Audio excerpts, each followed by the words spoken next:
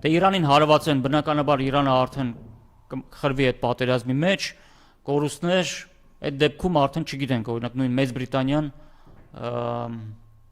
Ադրբեջանի միջոցով ինչ կփորձի անել։ Տեսանք, որ Ալիևը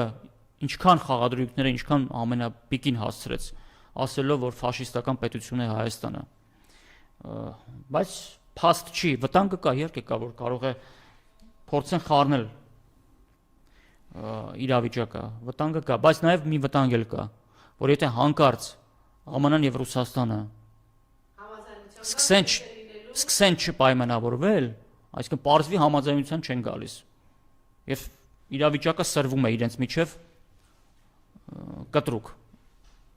Հիմա իրենք ասում են, մենք դեռ խոսում ենք, մենք համաձայնեցնում ենք, մոտենում ենք իրար, բայց հանկարծ մի օր գան, պարզվի, որ անզիջում